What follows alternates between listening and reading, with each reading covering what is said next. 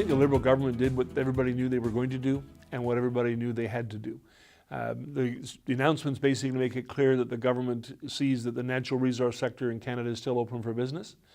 They still are anxious to get the revenue, still anxious to get the investment, still anxious to create the jobs.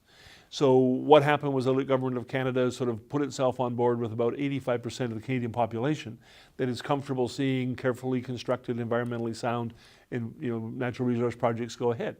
So it's significant in that context. It's significant as well because it closed off the Enbridge Northern Gateway pipeline. That pipeline's been problematic and much debated for a long period of time. It was an agonizing process to watch. It cost millions and millions and millions of dollars for the proponents and for others involved.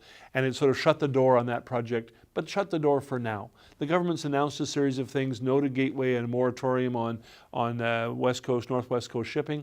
Moratoriums can be lifted and projects can be revitalized. So I don't see that as a dead for all time, but certainly dead for now. On the Kinder Morgan project, the significance there, I think, is that essentially it started a new process of full approval. People think that the project has been approved. Well, it's been approved to go ahead. Well, what does that mean? Well, it means we're probably going to see 50 or more court challenges within the next couple of months. We're probably going to see thousands of people on the streets of Vancouver and the Lower Mainland generally protesting against the Kinder Morgan pipeline. We're going to see a test of whether the government will stand up to those protests and whether the political costs sort of spiral out of control and whether we're going to get Standing Rock reproduced, the protest that's taking place in North Dakota, reproduced probably on a larger scale here in Canada. So if people think that the door has been closed or the door has been fully opened, they're kind of wrong in both regards. What happens is we've taken a stop on the Enbridge for now.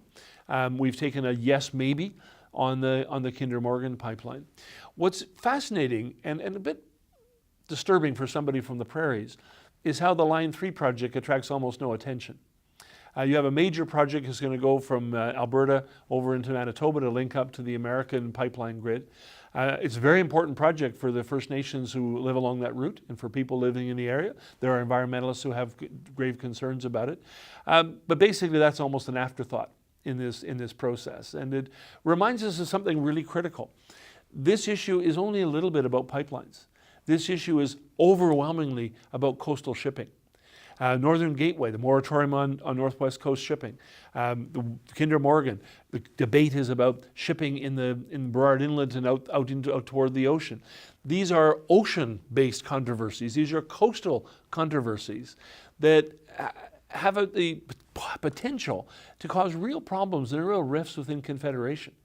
If you have a province of Alberta that needs to get its resources to market and BC is seen as interfering with that, that basically is tipping and changing the balance of Confederation. It's challenging the right of provinces to overrule the federal government. It's challenging and raising questions about the extent to which Indigenous rights will stop resource development. So the Kinder Morgan thing is absolutely critical. The Line 3 is nice to see. The Northern Gateway project, I think, is sort of the end of an agonizing process that we kind of wish had stopped a few years ago.